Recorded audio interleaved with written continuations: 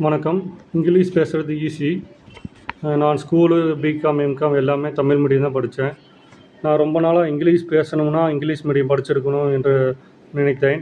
அதுக்கப்புறம் தான் இங்கிலீஷ் பேசுகிறது ஈஸி, இங்கிலீஷ் மீடியம் படிக்க தேவையில்லை என்று தெரிந்து கொண்டேன்.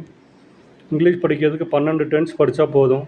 இங்கிலீஷ் மொழி அதிகமாக பேசப்படுறதுக்கு காரணம் நான் ஒவ்வொரு மொழியிலிருந்தும் வார்த்தைகள் இங்கிலீஷ் மொழியில் சேர்க்கப்படுகின்றன. இப்போ வெளிநாடுகளில் இங்கிலீஷ் மொழி சுருக்கமான வார்த்தைகளால் பேசப்படுகின்றன. இங்கிலீஷ் பேச 4000 வார்த்தைகள் தெரிஞ்சுக்கிட்டால் போதும். இங்கிலீஷ் புக்கு படிக்கணும், இங்கிலீஷ் ஸ்டோரிஸ் படிக்கணும். நன்றி. வணக்கம். இங்கிலீஷ் பேசுகிறது ஈஸி. நான் ஸ்கூலு, பிகாம், எம்காம் எல்லாமே தமிழ் மீடியம் தான் படித்தேன். நான் ரொம்ப நாளாக இங்கிலீஷ் பேசணும்னா இங்கிலீஷ் மீடியம் படிச்சிருக்கணும் என்று நினைத்தேன். அதுக்கப்புறம் தான் இங்கிலீஷ் பேசுகிறது ஈஸி, இங்கிலீஷ் மீடியம் படிக்க தேவையில்லை என்று தெரிந்து கொண்டேன். இங்கிலீஷ் படிக்கிறதுக்கு 12 டென்ஸ் படித்தா போதும்.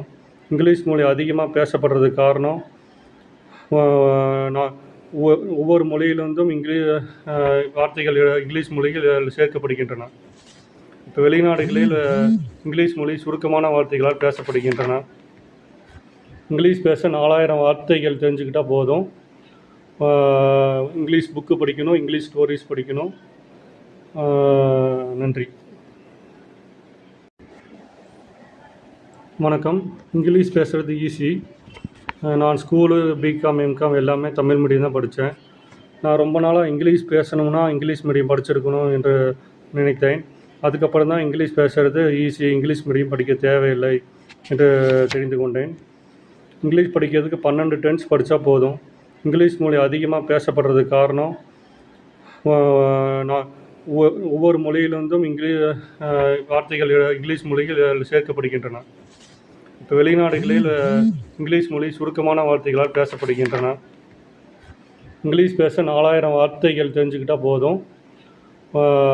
இங்கிலீஷ் புக்கு படிக்கணும், இங்கிலீஷ் ஸ்டோரிஸ் படிக்கணும். நன்றி.